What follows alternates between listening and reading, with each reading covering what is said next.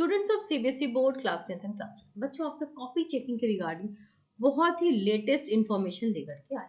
ठीक है, copy checking आपकी ऑलमोस्ट डन है। 10th की तो हो गई, 12th की थोड़ी सी बची है। आप सभी जानते हो कि 15 अप्रैल जो था वो आपका डेट था जब कॉपी चेकिंग होनी थी, लेकिन आपकी कॉपी चेकिंग हुई नहीं कंप्लीट।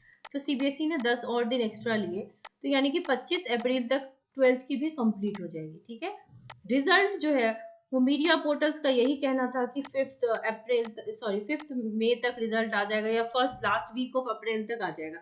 हालांकि based on my personal experience, क्योंकि मैं मोर देन 15 इयर्स से पढ़ा रही हूँ, तो मुझे अंदाजा था कि 45 डेज लगते हैं, तो 15 मई से पहले रिजल्ट नहीं आएगा।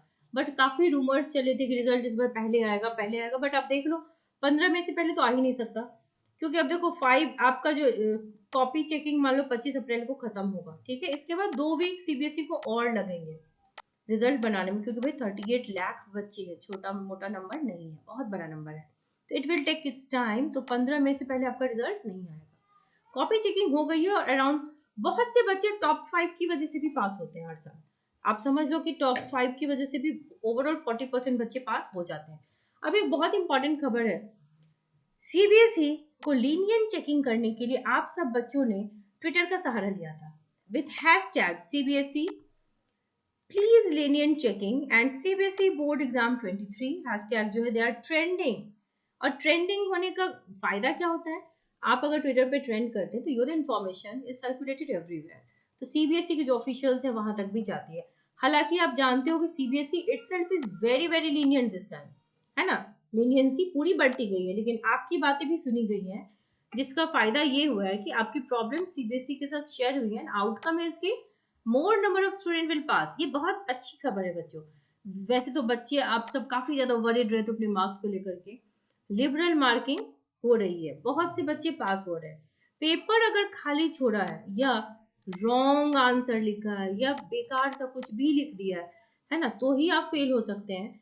अगर आप डबल डिजिट में लाने में कैपेबल हो गए तो आप फेल नहीं होंगे। ठीक है, अब देखो कॉपी चेकिंग कैसे हो रही है। Copy check, CBSE copies are checked very deliberately.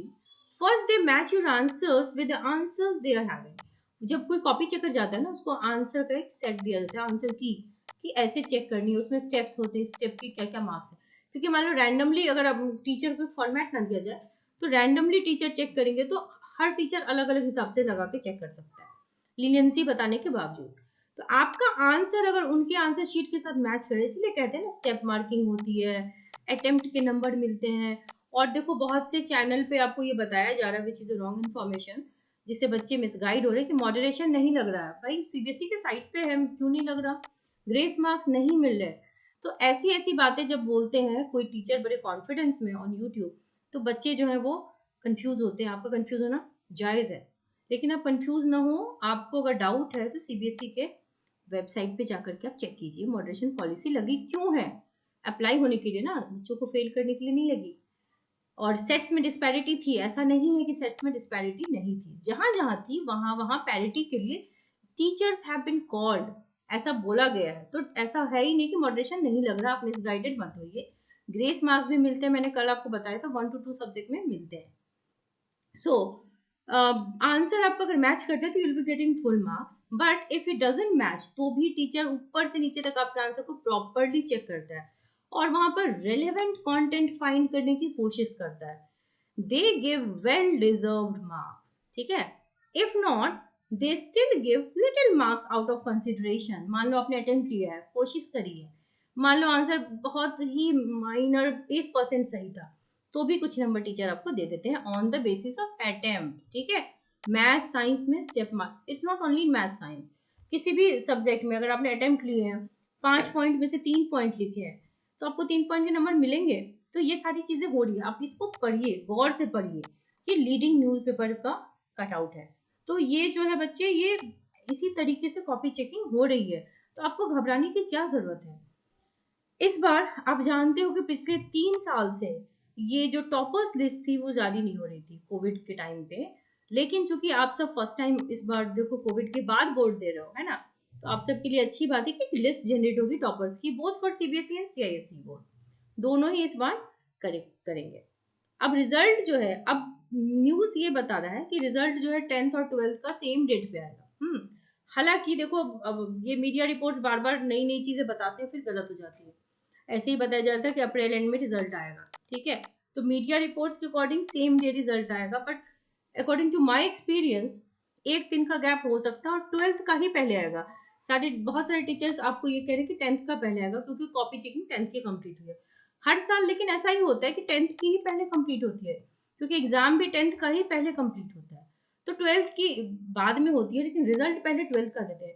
क्योंकि देखो सीयूईटी एग्जाम्स बचे हुए हैं ना 12th वालों के, नीट बचा हुआ है, तो इन पे प्रेशर होता है इनके एडमिशन का ज्यादा रेदर देन 10th। तो पहले, हालांकि एक दिन में प्रेशर का भी आप क्या कहोगे, बट 12th का वो रिलीज करेंगे पहले। So let us see what happens.